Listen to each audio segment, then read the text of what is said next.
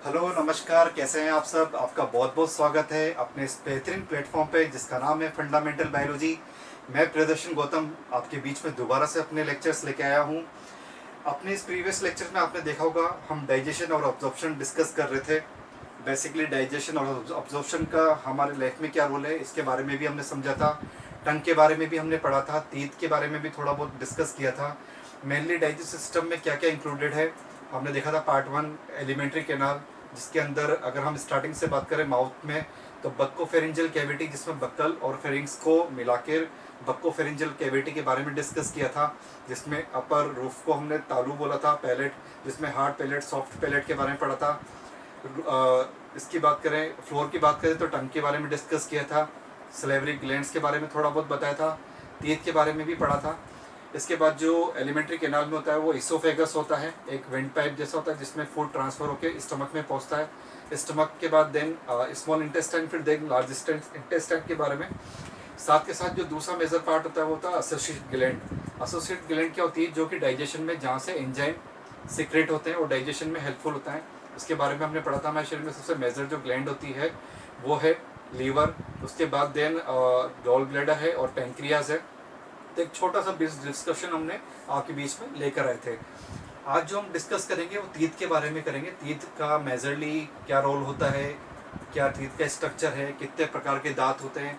छोटी छोटी सर्जरी के बारे में भी मैं आपको बताऊंगा कि कौन सी सर्जरी की जाती है, कौन सी नर्व है जो हमारी तीत को सप्लाई होती है, कितने प्रकार के जो एनिमल्स है कितने तरह के दांत उनमें आते हैं, कब दांत निकलते हैं। इन सब चीज़ों के बारे में हम डिस्कस करेंगे। तो हम हमारे चैनल को स्टार्ट करते हुए, कंटिन्यू करते हुए आगे इस लेक्चर को बढ़ाते हैं। प्रीवियस जो 2 लेक्चर मैंने अपलोड किए थे उसमें हमने डाइजेस्टिव सिस्टम के थोड़ा सा ब्रीफ डिस्क्रिप्शन पढ़ा था और बक्कोफेरिंजियल कैविटी के बारे में डिस्कस किया था। आज जो हम डिस्कस करने वाले तीत के बारे में है। तीत बेसिकली इनका मेन रोल क्या होता है, हम देखते हैं कि तीत का काम, ये दांत जैसे सिंगल अगर हम बात करते हैं तो तुत बोलते हैं उसे, सब दांतों को मिला के उसे तीत बोला जाता है।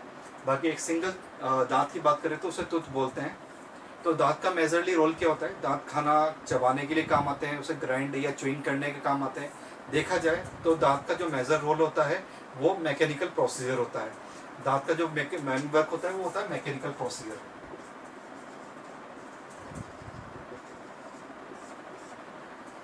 इसका काम सिर्फ भोजन को पचाना होता है, इसको ग्राइंड करना होता है, इसे च्युइंग करना होता है और बोलस फॉर्म में कन्वर्ट करना होता है। मेजरली ये रोल होता है। दूसरी बात करें तो माउथ, अपने फेस की शेप को मेंटेन करने के लिए अगर किसी पर्सन के मुंह में दांत ना हो तो उसका शेप बिल्कुल अजीब सा दिखाई देगा। तो मेनली जो बात करें तो मैकेनिकल वर्क होता है, ग्राइंड करने का, च्युइंग करने का, और दूसरा फेस की शेप को मेंटेन रखने का। इसके बाद अगर हम बात करें तो नॉर्मली जो क्वेश्चंस पूछे जाते हैं हमारे लेक्चर में, हम जो देखते हैं डायरेक्टली हम ये चीज़ें डिस्कस करते हैं क्वेश्चंस क्या क्या बनते हैं। तो जो टीथ की स्टडी है उसे क्या बोलते हैं, उसे बोलते हैं ओडोंटोलॉजी।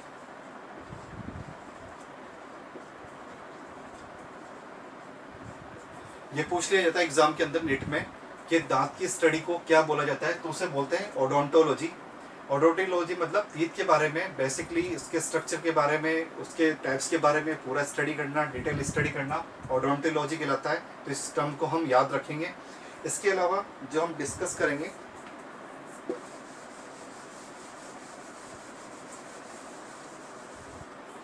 कि तीत कितने प्रकार के होते हैं, तीत कब निकलते हैं। तो बेसिकली जो तीत होते हैं वो अपने माउथ में 4 प्रकार के होते हैं। एक मेमल्स की और एक ह्यूमन बीइंग की बात करते हैं। हम मेमल्स में ह्यूमंस की बात करते हैं तो लगभग 4 तरह के तीत होते हैं। आपने पढ़ा होगा, एक इंसाइजर होता है पहला,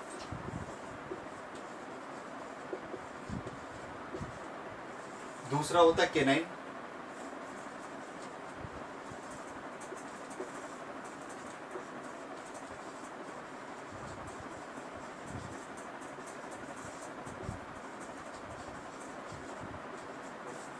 चार प्रकार के तीत होते हैं जिसमें से पहला है इंसाइजर। ये आगे के फ्रंट के जो तीत होते हैं 4 तीत होते हैं।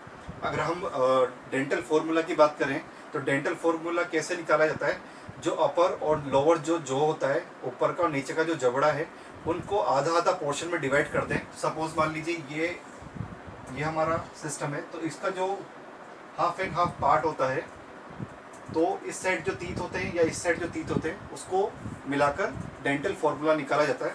तो हम इस हाफ की या इस हाफ की बात करें, दोनों साइड तीत बटे होते हैं। लगभग 8 दांत जो होते हैं वो इस साइड होते हैं और 8 ही तीत लगभग इस साइड होते हैं। तो ये 16 और लगभग 16 मिला के लगभग 32 दांत हमारे मुंह में पाए जाते हैं, जिसे हम बोलते हैं 32 ही बोलते हैं। तो लगभग 12 टीथ एक एडल्ट ह्यूमन बीइंग की बात करें तो उसमें पाए जाते हैं। तो क्या होता है इनका डेंटल फॉर्मूला कि ऊपर की तरफ 2 इंसाइजर, मतलब डेंटल फॉर्मूला की बात करें तो यहाँ होता है 2 टीथ ये, तो 2 + 2 ये हो गए। और नीचे की बात करते हैं तो 2 और 2 4 और 4 ये मिलाकर लगभग 4 और 4 8 दांत इंसाइजर होते हैं।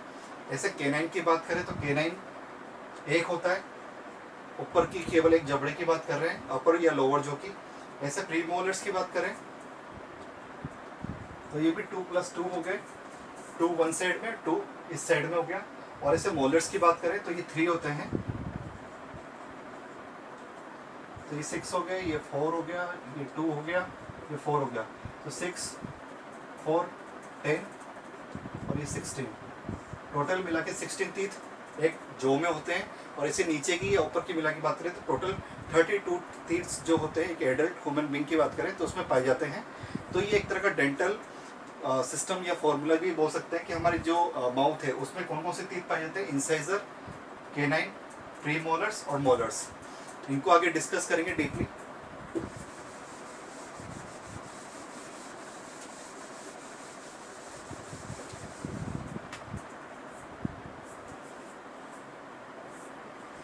जो हमारे टीथ होते हैं वो सॉकेट ऑफ जॉ में, मतलब कि जैसे बोलते हैं कि जो ह्यूमंस की बात करें तो ह्यूमन बीइंग की सॉकेट ऑफ जॉ में धसे हुए होते हैं, एम्बेडेड, मतलब कि जो टीथ होते हैं वो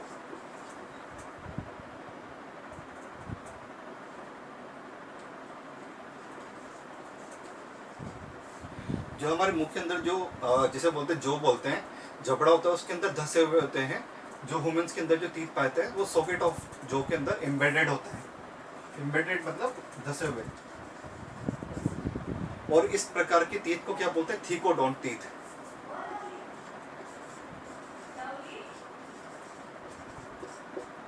थीकोडोंट टीथ बोला जाता है ऐसे टीथ को जो कि सॉकेट ऑफ जो में धसे हुए होते हैं। तो अगर हम ह्यूमंस की बात करें तो उनमें थीकोडोंट टीथ होते हैं।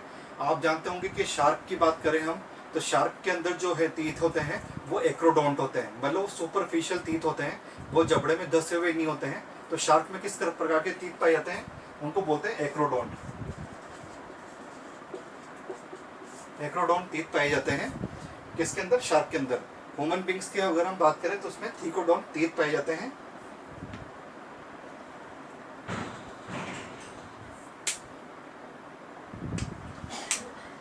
और इसके आगे एक और टर्म मैं आपको बताऊंगा,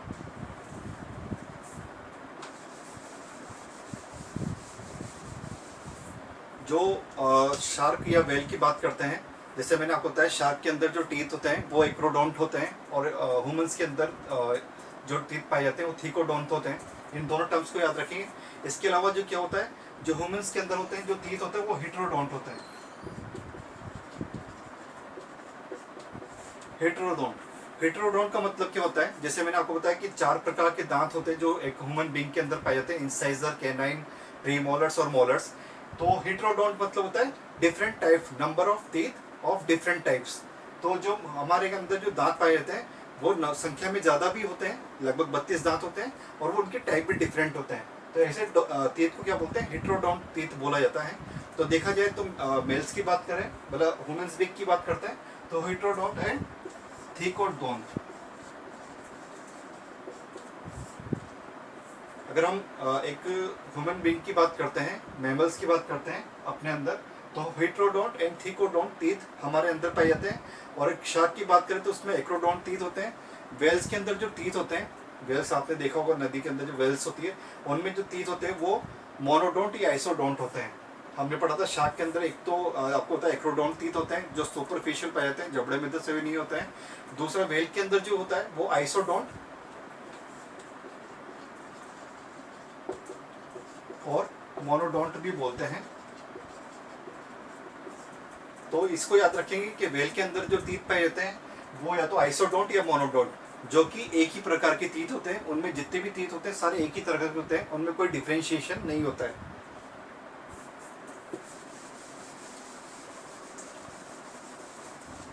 तो आगे अब हम इनको लाइन वाइज डिस्कस करेंगे। इंसिजर के बारे में समझेंगे। इंसिजर क्या होता है? Type 1 teeth. इंसिजर क्या होता है? इंसिजर आगे की तरफ जो आप देखेंगे बड़े वाले टीथ होते हैं, लगभग 4 टीथ होते हैं, 2 इस साइड अपर हाफ जॉ की बात करें या लोअर हाफ जॉ की बात करें तो ऊपर और आकर नीचे का मिला के लगभग 8 टीथ होते हैं इंसिजर। तो इंसिजर क्या होते हैं? ये मेनली उन एनिमल्स में ज़्यादा डेवलप्ड होते हैं। जैसे आप देखेंगे खरगोश की अगर हम बात करें, रैबिट की, तो उन एनिमल्स में टीथ ज़्यादा डेवलप्ड होते हैं। वो छेनी लाइक टीथ होते हैं जो घास को, जैसे हम जैसे हर्बिलियस जिनको बोलते हैं, हर्बिलियस एनिमल जिसे बोलते हैं जो घास खाते हैं, या जो गाजर या फिर मूली जैसे सब्जी को खाते हैं, वेजिटेबल्स को खाते हैं, उनमें ज़्यादा वेल डेवलप्ड होते हैं। और ऐसे एनिमल्स को जो हमें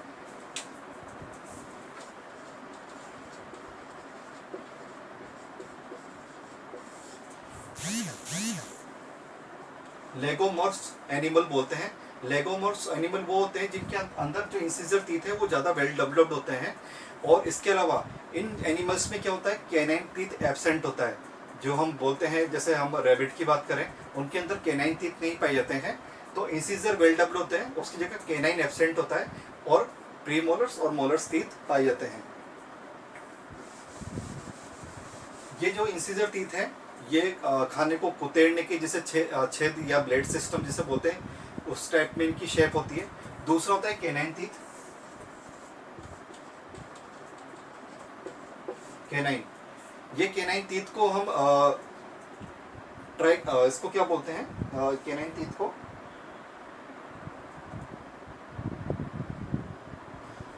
ये कैनाइन टीथ क्या होते हैं?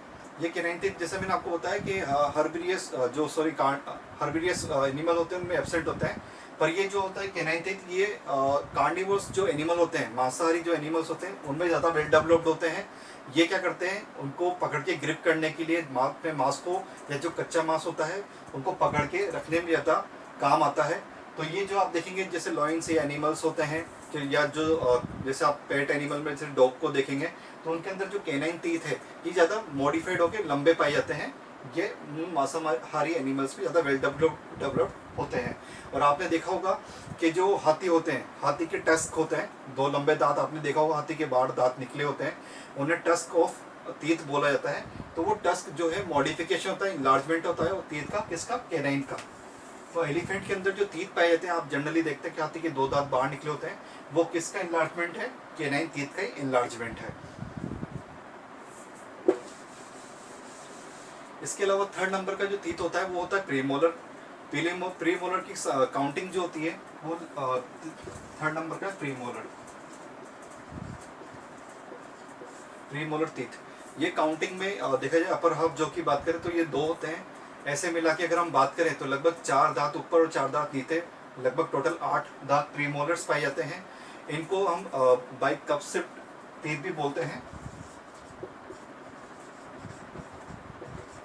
बाइकस्पिड टीथ के नाम से भी बोला जाता है, इसको याद रखेंगे। और जो कैनाइन टीथ है,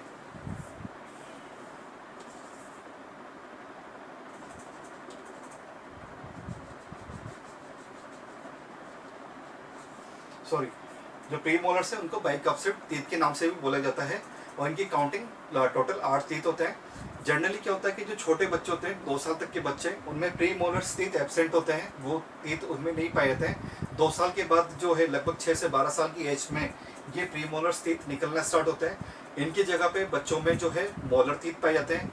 मोलर टीथ काउंटिंग में 3 होते हैं। अपर हाफ जो की बात करें तो लगभग 3 टीथ होते हैं। 4th नंबर की बात करें तो मोलर टीथ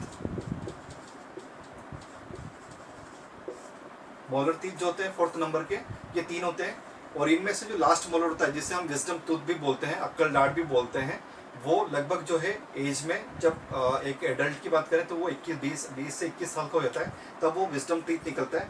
बाकी उससे पहले जो है लगभग 2 ही मोलर्स टीथ अपने माउथ में पाए जाते हैं। ह्यूमन बींग्स की बात करें तो देखा जाए तो एक जो प्री मोलर्स टीथ हैं, 3 टीथ, वो बच्चे के लगभग 6 से 12 साल के बीच में निकलते हैं। तो प्री मोलर टीथ एक छोटे बच्चे के अंदर एब्सेंट होते हैं।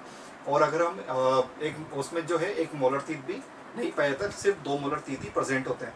तो अब एक डेंटल फॉर्मूला से समझे, जिसको मैं आपको मेंशन करता हूँ। अगर 0 से 2 साल तक के बच्चे की बात करें तो उसमें जो डेंटल फॉर्मूला होता है 2102, ये अपर या लोअर जो के हाफ जो की बात हो रही है, तो 2102।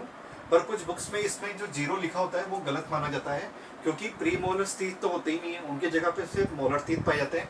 तो इसको जो लिखा जाता है वो 212 लिखा जाता है। किसके केस में? चिल्ड्रन के केस में। इसके बाद अगर हम इन्फेंट के केस में जो 2 साल तक का बच्चा होता है, चिल्ड्रन की बात करें लगभग 6 से 12 साल तक के बच्चे की, तो उसके अंदर जो डेंटल फॉर्मूला होता है उसमें होता है 2122 2122। और ऐसे एडल्ट की बात करें लगभग 21 साल या 22 साल या उससे ऊपर के एडल्ट की बात करें,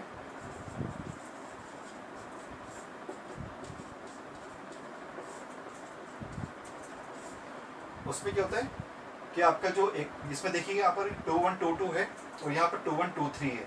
तो ये जो जो टीथ बड़ा है, लास्ट मोलर जिसे बोलते हैं विजडम टूथ, ये लगभग 21 साल के बाद ही आता है एक एडल्ट ह्यूमन बीइंग के अंदर। तो यहाँ पर जो ये लगभग टोटल टूथ का जो फॉर्मूला नहीं होता निकालने का, इसको मल्टीप्लाई बाई 2 कर देंगे आप, तो यहाँ पर जो टोटल टीथ की काउंटिंग है वो निकल के आ जाएगी। लगभग 20 दांत ऐसे होते हैं जो एक बच्चे में, छोटे बच्चे में 2 साल से नीचे के बच्चे में पाए जाते हैं।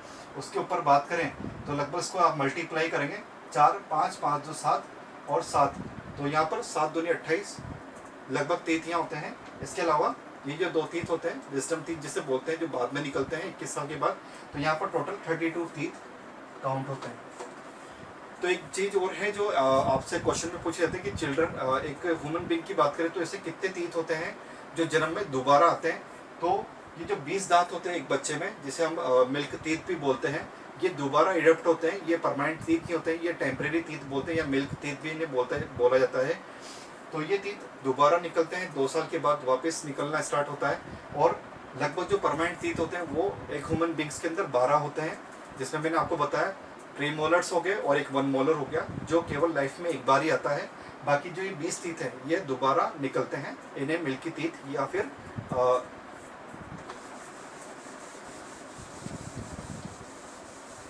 इनको मिल्क टीथ या डेसिडुअस टीथ भी बोला जाता है।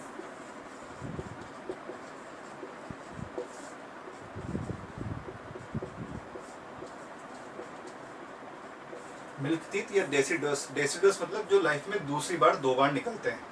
तो ये टर्म आप याद रखेंगे।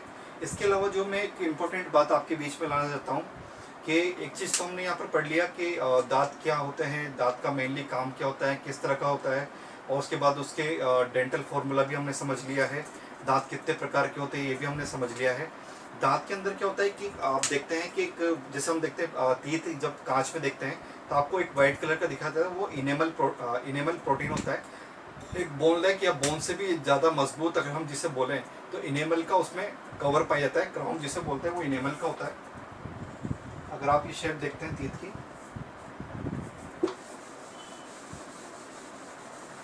टीथ कुछ इस तरह से होता है।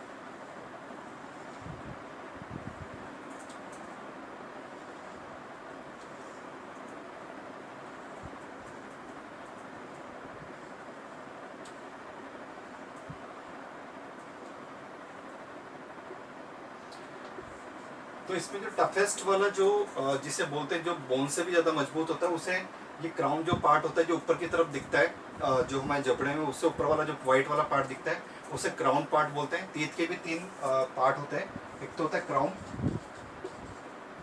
दूसरा होता है नेक रीजन और थर्ड होता है रूट। इस 3 पार्ट के अंदर टीथ डिवाइडेड होता है। तो जो हमें जबड़े से बाहर दिखता है उसे हम क्राउन बोलते हैं, वाइट कलर का होता है। नेक रीजन जो आप अगर कांच में देखेंगे तो एक आपको जो रेडिश कलर की जो स्किन के अंदर जो के अंदर जो धसा हुआ उभरा हुआ इबार दिखेगा वो नेक रीजन होता है, और रूट रीजन उससे नीचे होता है। हम कभी कभी देखते हैं कि कुछ लोगों के मुंह में दांत खराब होने से दांत निकलाया जाता है, या कुछ लोगों के दांत में कीड़े लग जाते हैं, कैविटीज लग जाती है, कि किसी रीजन से उनके दांत निकालने पड़ जाते हैं, खराब होते हैं। उस जो प्रोसीजर होता है उसको हम आरसीटी बोलते हैं। आरसीटी आपने देखा होगा, कुछ सुना भी होगा, किसी ने आरसीटी करवाया होगा, दांतों में पेन होने की वजह से मुंह में स्वेलिंग आ जाती है, तो उस कंडीशन में हमें उनका दांत निकालना पड़ता है, या दांत किसी लोगों के ब्रश करने से ज़्यादा घिस जाते हैं या कैविटी होने की वजह से ख़राब हो जाते हैं, तो पर्टिकुलर टीथ को निकाला जाता है। तो उस केस में उस प्रोसीजर को हम उसे आरसीटी बोलते हैं। आरसीटी मतलब रूट कैनाल थेरेपी।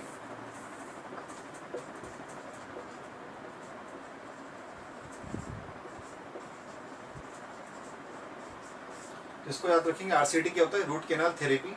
दांत निकालने के प्रोसीजर को या उसको ठीक करने को रूट कैनाल थेरेपी बोला जाता है। ये इनेमल का बना होता है। इसके अंदर फिर क्या होता है? डेंटिन पाया जाता है।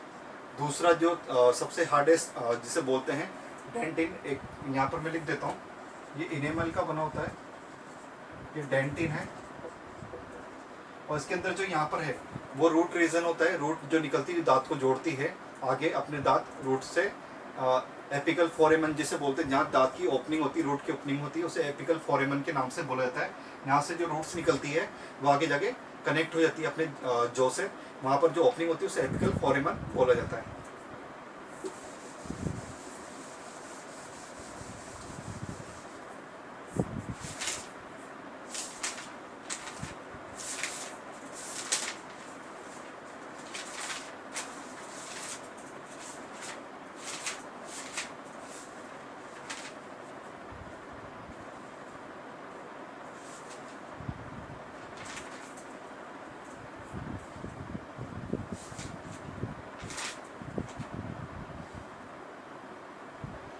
तो ये है।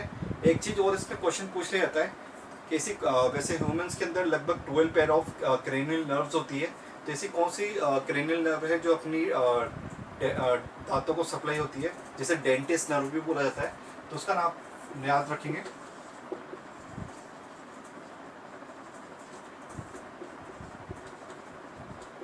ट्राइजेमिनल नर्व होती है। ट्राइजेमिनल सबसे लार्जेस्ट और थिकेस्ट नर्व है।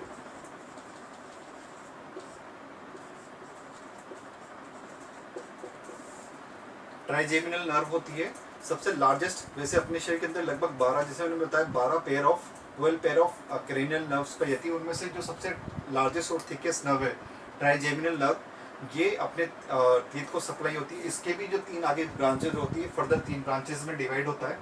इनमें से जो ब्रांचेज है वो मैं आपको बताता हूँ कौन सी ब्रांचेज में जो सप्लाई होती है। एक ब्रांच होती है इसकी ऑप्थेल्मिक, दूसरी होती है मैक्सिलरी,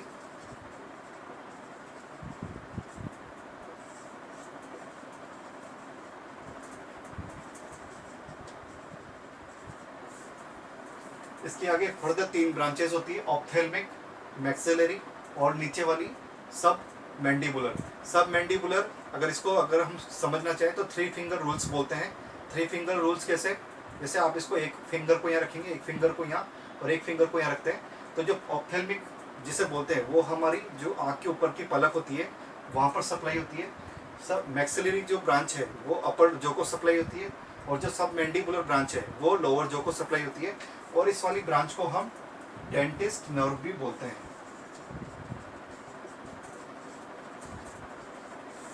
ये नेट क्वेश्चन में डेफिनेटली पूछा जाता है कि ऐसी कौन सी नर्व है जिसे डेंटिस्ट नर्व बोला जाता है। तो ट्राइजेमिनल नर्व के अंदर जो सब मैंडिबुलर ब्रांच होती है उसे डेंटिस्ट नर्व के नाम से बोला जाता है। और एक क्वेश्चन और पूछा जाता है जो मैंने केनाइन टीथ से रिलेटेड आपको नहीं बताया। केनाइन टीथ को आई टीथ भी बोला जाता है। केनाइन टीथ की जो प्रेजेंस होती है वो हमारी आँख के जस्ट नीचे होती है। अगर आप देखेंगे आँख की शेप जो अपनी है, आँख के जस्ट नीचे केनाइन टीथ होते हैं, उनको आई टीथ भी बोलते हैं, क्योंकि इनकी जो प्रेजेंस होती है वो अपनी आंखों के जस्ट नीचे होती है। इस वजह से कभी कभी क्वेश्चन पूछ लिया जाता है कि ह्यूमंस के अंदर ऐसे कौन से टीथ है जिनको आई टीथ के नाम से बोला जाता है, तो उसे हम केनाइन टीथ बोल सकते हैं। एक क्वेश्चन थोड़ा आपकी इंफॉर्मेशन के लिए बता दूं कि जो टीथ की प्रेजेंस है, अगर हम एवोल्यूशन की बात करें या फिर बायोलॉजी में जो कुछ फाइलम्स की बात करें, तो मैमल्स के अंदर ही जो है टीथ पाए जाते हैं। इसके अलावा रेप्टाइल्स के अंदर भी, जैसे हम सांप की बात करें तो उनमें भी टीथ पाए जाते हैं रेप्टाइल्स। जैसे क्रोकोडाइल की बात करें तो एक क्वेश्चन हो रहे हैं, ऐसा कुछ पूछ लेते हैं कि ऐसे कौन सा एनिमल है, जैसे मैंने आपको बताया था थीकोडोंट, मतलब जो जॉ में धसे हुए टीथ होते हैं वो किस में पाए जाते हैं, तो वो मैंने बताया था ह्यूमन बींग्स के अंदर पाए जाते हैं। पर कभी अगर आपसे पूछे ऐसा कौन सा एनिमल है या ऐसा कौन सा रेप्टाइल है जिसके अंदर थीकोडोंट टीथ पाए जाते हैं, तो उसका आंसर होगा क्रोकोडाइल। क्रोकोडाइल एक ऐसा एनिमल है, ऐसा रेप्टाइल है जिसके अंदर थीकोडोंट टीथ पाया जाता है, तो इसको हम याद रखेंगे। इसके अलावा एक और चीज़ थी कि ऐसा बोला जाता है बर्ड्स के अंदर टीथ नहीं होते हैं। हम मानते हैं कि जैसे एविज और रेप्टाइल्स के बीच में, मतलब बर्ड्स और रेप्टाइल्स के बीच की कड़ी जिसे बोला जाता है आर्कियोटेरिप्स, जिसे बोलते हैं, एक ऐसा बर्ड है आपने देखा होगा जिसे हम बोलते हैं जिसे बोलते हैं कि आपने सुना होगा कि जो एनाकोंडा या फिर जैसे ड्रैगन टाइप के जो पक्षी थे, बर्ड्स थे, तो जो ड्रैगन टाइप के जो बर्ड्स थे उनके अंदर जिनको आर्कियोटेरिप्स बोला जाता है,